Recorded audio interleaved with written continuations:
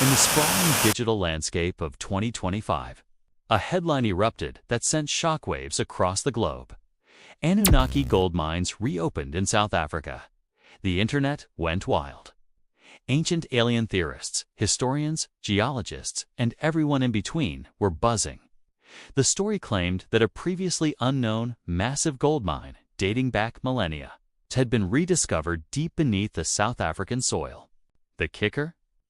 It was supposedly one of the original mines of the Anunnaki, the mythological gods from Sumerian texts said to have come to Earth to mine gold. My name is Dr. Eris Thorne, and I'm a historical linguist. My specialty is archaic scripts, the dead languages that whisper secrets from forgotten empires. For me, the Anunnaki were fascinating mythology, not history. So when I received an encrypted invitation from the South African government, I was skeptical, to say the least. The message was brief, almost cryptic. Your expertise is required. Mponeng deep level. Discretion is paramount. Mponeng is already one of the deepest mines on Earth.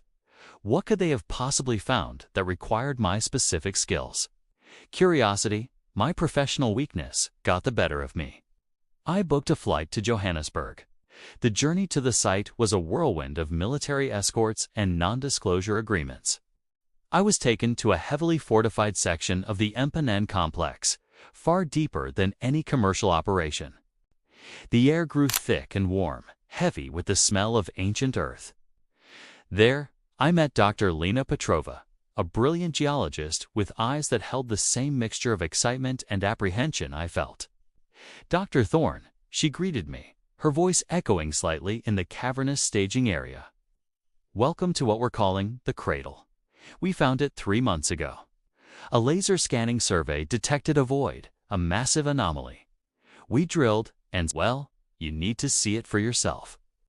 We descended in a specialized elevator, a cage dropping into the planet's core.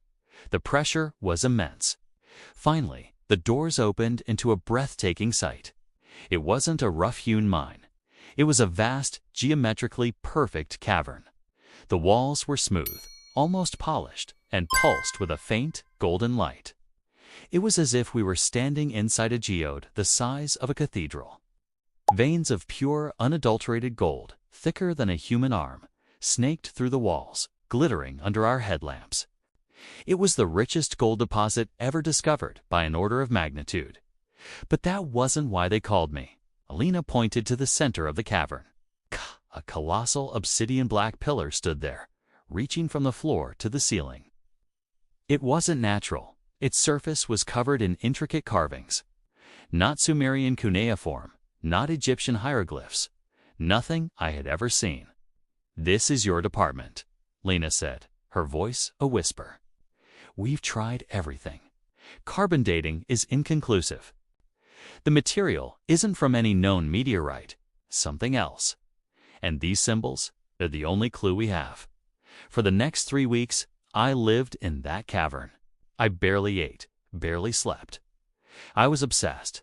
The script was beautiful, a flowing, elegant system of lines and circles. 'Twas mathematical, artistic, and utterly alien. I cross-referenced every ancient language, every proto-script known to man. Nothing. It felt like trying to read the mind of a god. The team watched me with bated breath, hoping for a breakthrough. The world above was still speculating about ancient aliens and mountains of gold. But down here, we were staring at the genuine article, a message from a civilization far beyond our own. The breakthrough came not from a dusty textbook, but from a moment of human connection. Lena was showing me 3D scans of the pillar. Look at the repetition, Eris, she said, highlighting a recurring pattern. In geology, we look for patterns to understand formation. What if this isn't just language? What if it's also a diagram? Her words were a key turning a lock in my mind. It wasn't just a script. It was a language integrated with schematics. The circles weren't just letters. They represented orbits, atoms. The lines weren't just connectors. They were trajectories, bonds. It was a fusion of art, science, and language. Slowly, painstakingly, I began to decipher it. The Anunnaki weren't gods. The carvings told a different story. They were a civilization facing an atmospheric crisis on their home world. They needed gold, not for wealth, but for survival. Gold, when dispersed as nanoparticles into a planet's upper atmosphere, is an incredibly effective radiation shield. Their journey to Earth wasn't an invasion. It was a desperate refugee mission. They came here, mined the gold, and saved their world. They weren't conquerors. They were scientists, engineers, survivors. But the most incredible discovery was yet to come.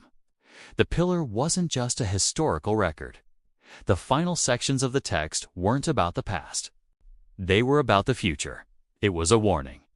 The script described a predictable, cyclical solar event, a massive coronal mass ejection that would hit Earth, an event far larger than anything modern science had predicted, one that would strip away our ozone layer and cripple our power grids, sending our civilization back to the Stone Age. According to their calculations, it was due in 2027, less than 2 years away. A wave of dread washed over me. This explained the secrecy, the urgency. But the pillar didn't just offer a prophecy of doom, it offered a solution. It contained the complete schematics for an atmospheric dispersal system, the very technology they had used. And this mine, it wasn't just a mine, was a repository. They hadn't taken all the gold. They had left this massive deposit along with the knowledge to use it as a gift. A lifeline for the future inhabitants of this planet for us. They had faced their own extinctional level event and, in a breathtaking act of foresight and empathy, left behind the tools for us to survive ours. The revelation was staggering. The so-called Anunnaki gold mines weren't about ancient wealth.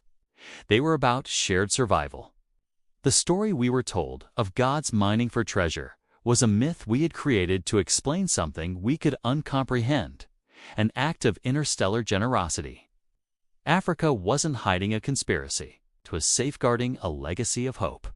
The emotional climax wasn't in the discovery of gold or alien text. It was in the shared silence between me, Lena, and the rest of the team as the translation was fully revealed. We looked at each other, not as scientists from different nations, but as inhabitants of a fragile planet that had just been handed a second chance. Tears streamed down Lena's face. "They paid it forward," she whispered. "An entire civilization's worth of compassion." In that moment, everything changed.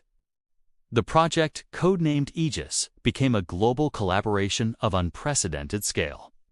Nations that had been on the brink of conflict were now sharing resources, technology, and knowledge united by a common purpose. The schematics from the pillar were being used to construct a network of dispersal satellites. The gold from the mine, once a symbol of greed and division, was now the key to our collective salvation. The story of the Anunnaki is not one of alien overlords. It's a story of empathy. It's a reminder that in the vast, silent expanse of the cosmos, we might not be alone. But more importantly, it's a testament to the idea that the greatest treasure any civilization can leave behind is not gold or power, but hope. It's the profound realization that the most powerful force in the universe isn't gravity or radiation, but the simple, transformative act of helping one another. The Anunnaki didn't just leave us a mine, they left us a mirror, forcing us to look at ourselves and decide what kind of civilization we want to be. And as we build this shield for our world, we are answering their ancient gift with our own unified act of survival and hope. Thank you for watching. Don't forget to like and subscribe for more stories that challenge the way we see our world.